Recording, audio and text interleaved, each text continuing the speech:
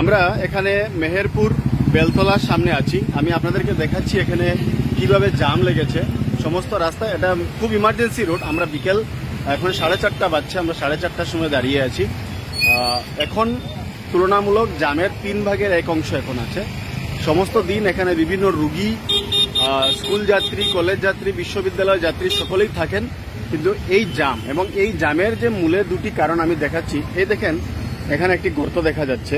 এই যে গর্তটা, এই গর্তকে পাশ কাটতে গিয়ে সব গাড়িগুলো দেখেন এখান থেকে আপনাকে আমি দেখাচ্ছি, এই যে টার্ন নিচ্ছে, এই টার্ন নেওয়ার জন্য কি হচ্ছে, এখানে সবাইকে ব্রেক কষতে হচ্ছে। আর এই ব্রেকের জন্য এদিকে জাম হচ্ছে। দেখেন এভাবে জাম লেগে গেছে, এখন সঙ্গে সঙ্গে জাম লেগে গেছে।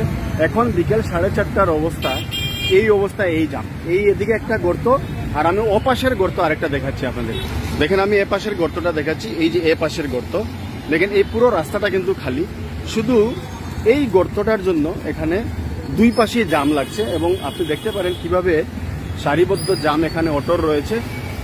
অটো, বিশেষ করে আমরা জানি এই রোডের লাইফলাইন হচ্ছে অটো, টুকটুকগুলো, কারণ এখানে প্রচন্ড রুগীরা যাতায়াত করেন। তো এই দেখেন এখানে এই টার্নিং নিচ্ছে অটোগুলো নিয়ে, এই জায়গাতে জাম হচ্ছে। হ্যাঁ, তো আমরা এই দেখেন অটোর অবস্থা দেখেন, কোথা থেকে আসছে অটো। দেখেন এইভাবেই এখানের জামের সৃষ্টি হচ্ছে। তো এই যে জাম হচ্ছে, এই জাম নিয়ে এখানে 2-3 জন যুবক মেহেরপুরের এখানে জমায়েত হয়েছেন। আমি এখানে আছেন অমিল লাল, আমি অমিল লালকে জিজ্ঞেস করছি, অমিল লাল, এই যে জামটা হচ্ছে এটার কি সুরাহা করা যায়? প্রথম তো গর্ত হবে, গর্তের জন্য তো জাম লাগে। হ্যাঁ, সব তো নিজের গাড়ি পাঠানোর জন্য জামটা বেশি দরকার। অ্যাম্বুলেন্স তো বললাম, অ্যাম্বুলেন্স একটার পর একটা আয় সময় সব অ্যাম্বুলেন্স মানে কি বলো গাড়ি জামে ফেসে যায়।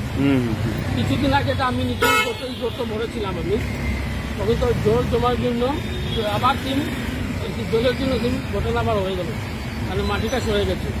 তখন তো যে করে প্রশাসন করবে। এখানে তীর্থঙ্কর রয়েছেন এই অঞ্চলের আরেকজন যুবক। আমি তীর্থঙ্করকে বলবো এই সমস্যার কি সমাধান হতে পারে। এটা অন্যতম সমস্যা যেটা আমি লক্ষ্য করেছি যে এখানে তীর্থঙ্কর, আমি তোমাকে আটকাচ্ছি। এই যে ঠিক আমাদের পেছনে দেখেন একটা অ্যাম্বুলেন্স এখানে আটকা পড়েছে। এই অ্যাম্বুলেন্সটা এখানে আটকা পড়ে থাকে। অ্যাম্বুলেন্স যাওয়ার কোনো রাস্তা নেই, কোনো উপায় নেই।